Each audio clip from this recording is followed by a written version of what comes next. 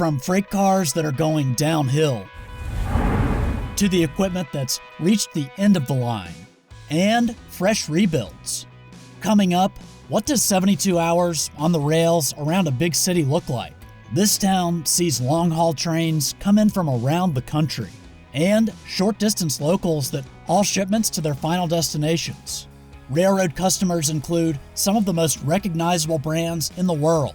Oh, and also Uncle Sam. All that and more is next.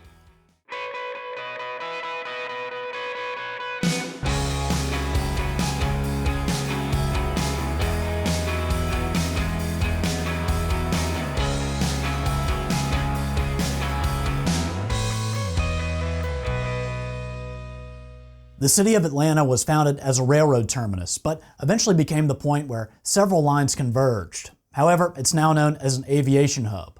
But even though railroads running through the city are no longer in the spotlight, trains are still constantly on the move, 24/7, 365. It's around 9:45 in the morning on Saturday, January 17th, 2026, and CSX train L694 is making its way past Maddox Park in Atlanta's Bankhead neighborhood, en route to Howell's Yard.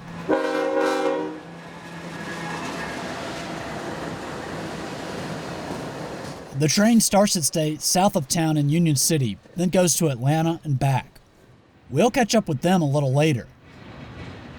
We're now at Norfolk Southern's sprawling Inman Yard, where the trains never stop moving. Here, two diesels with a slug in the middle are hauling cars up the hump. Slugs have no diesel engine and use electricity from a mother unit to power their traction motors. These are ideally suited to maximize the traction of slow-moving yard engines. Nearby, a pair of classics. Two Electromotive Division SD40-2s are moving intermodal shipping containers. Number 1650 looks a little odd. It's missing its Norfolk Southern Thoroughbred logo. That's because a few years ago, someone added an N&W logo to the nose. Now, the locomotive was once operated by Norfolk Southern predecessor Norfolk and Western. As you can see, the logo has since been removed or painted over. On the main line, NS Train 395, led by foreign power from Canadian Pacific, Kansas City. The train is headed toward Alabama.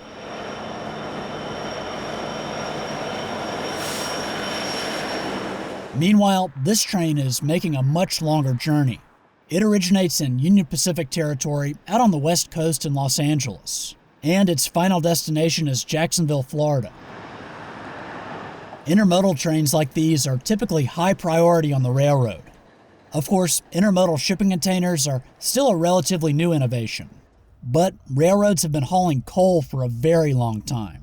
This train comes out of the Powder River Basin in Wyoming and goes to Georgia Power's Plant Shear near Macon.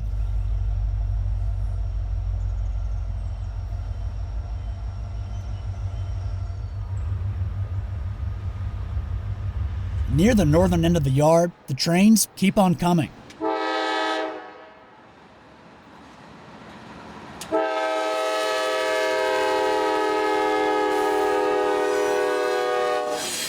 As you can see, these cars have had multiple owners, and some may even be close to the end of the line.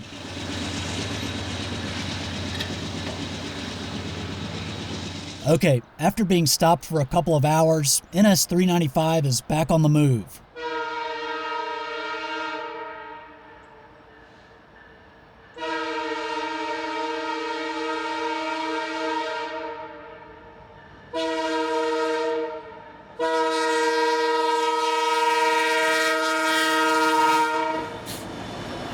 And here's another train that's hot on its tail.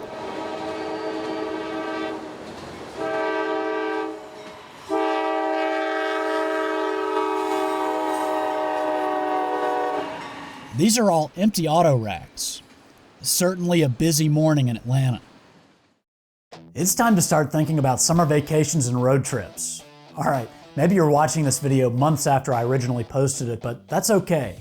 What I'm about to tell you is useful information for any time of year. It involves saving money on gas with the free Upside app. Do I have your attention? Listen, whether you're commuting 20 miles per day or traveling 200 miles to the beach, this app will fit into your life. I mean, it's really easy to use. You just pull up to the gas station, open the app, and claim the offer. I do a good bit of driving to gather content for this channel, and it's always been really easy to find participating gas stations in the Upside app. Checking it when the tank is getting empty has pretty much become a habit for me. And by the way, there may also be cashback opportunities at the grocery store or your favorite restaurant. Now, Upside has given back $1 billion to its users. To find out how much you could earn, download the free Upside app and use promo code LOCOMOTIVE to get an extra 25 cents back for every gallon on your first tank of gas. That's an extra 25 cents back for every gallon on your first tank of gas using promo code LOCOMOTIVE. All right, let's get back to the video. Okay, it's around 12:45 now and a CSX train is crossing the diamonds at Howell Y. This is just east of Inman Yard. 2 tracks operated by CSX cross over a line used by Norfolk Southern. This train is diverging off the main line and into CSX's Howell's Yard. In the lead, 2 rebuilt GE AC 4400s that still look factory fresh. As we've discussed on this channel, rebuilding a locomotive extends its life and is cheaper than buying new. With that train out of the way, L694 is ready to head back to Union City after finishing its work in Atlanta. On its trip, it'll briefly travel over tracks owned by Norfolk Southern. As you can see, this locomotive does not look factory fresh. It's one of the older General Electric units on CSX's roster. 9002 was built in 1993 and is essentially a pre-production GE-9. Lately, CSX has been using GE-8 and -9s in short-distance local service. All right, we're well south of downtown near Atlanta's airport. This train has just left Industry Yard in East Point and is making the short trip to Norfolk Southern's yard in Forest Park. This is ex-Central Georgia territory.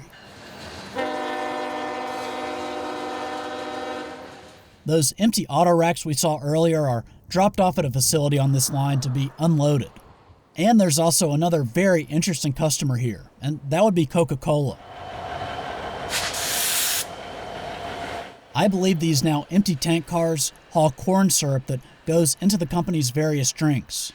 My understanding is that this facility is a syrup plant that creates the concentrated flavoring which is later made into a finished Coca-Cola product and then bottled at another facility. As you might already know, Coca-Cola was invented in Atlanta in the late 1800s and it's still headquartered here today. The company is now one of the most recognized brands in the world. But of course, the formula that gives it its distinctive taste still remains a secret. Now, railroads don't just haul freight and bulk commodities. Sometimes they move locomotives for other railroads and companies. I spotted this engine in Atlanta's Kirkwood neighborhood at the head end of a CSX train. It's painted for the Pittsburgh and Ohio Central, but its reporting marks are for Turner Locomotive and Components. According to its website, the company services and sells locomotives, but I don't know where it was headed. The lead locomotive on this train wasn't exactly new either. This is an unrebuilt GE AC 4400 built in 2000. It even still has the sticker that was put on it at the factory in Erie, Pennsylvania. As you just saw, railroads move all kinds of things, and that includes military equipment.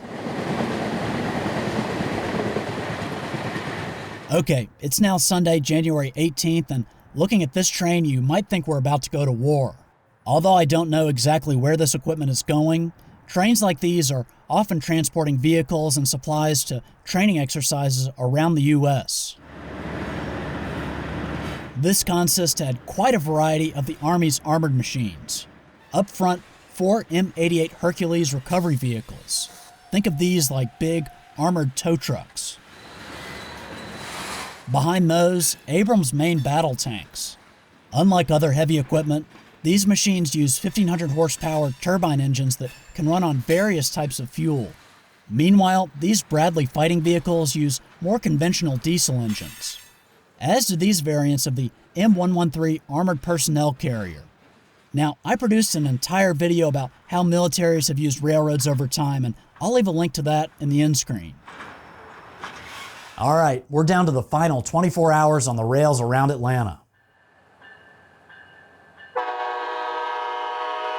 Monday morning on January 19th, and Amtrak 19, the southbound Crescent, is leaving Peachtree Station. But the train isn't carrying any passengers. Atlanta is the train's final stop today due to track work farther down the line. The crew now has to turn the train so it can head north later this evening. They do this with something called a Y. Think of it like a three-point turn for a train. Of course, this is a very busy section of the railroad, and they often have to wait on other traffic to clear before they can make all the moves they need to get the train turned around. A couple of miles to the northwest, a Sperry truck is sitting by the tracks. This machine gathers data about the rails and finds defects. Meanwhile, a Norfolk Southern transfer job is getting back onto home rails after working at CSX's Howell's Yard.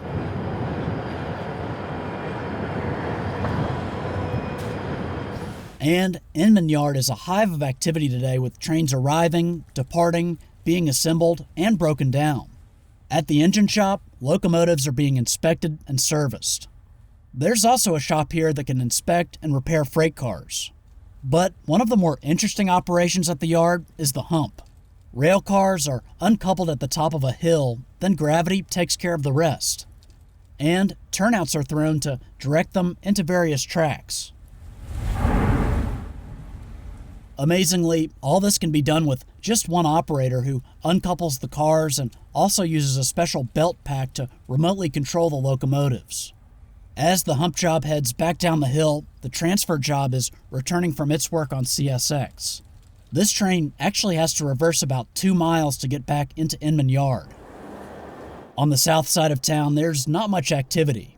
An old switcher with a lot of years is sitting quietly. This is South Yard. It sits next to Southern Railway's former Pegram shops. When these pictures were taken in 1970, this is where the company maintained its Alcos and Electromotive Division SW, F, and E units. The facility was quite extensive and even had a turntable.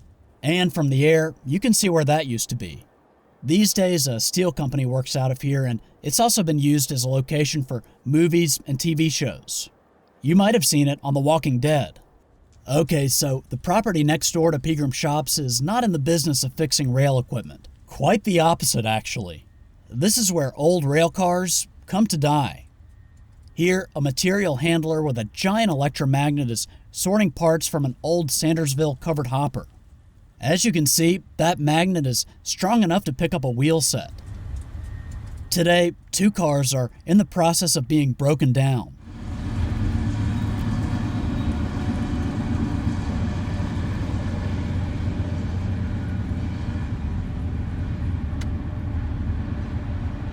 Now, machines play a big role in disassembling these things, but there are still men on the ground with torches cutting them up. Now, according to Association of American Railroad rules, cars built before 1974 were no longer allowed in free interchange service when they hit 40 years old. And cars built after July 1974 can operate in interchange service for 50 years. Of course, there are exceptions to these rules if older cars undergo rebuilding and extra testing.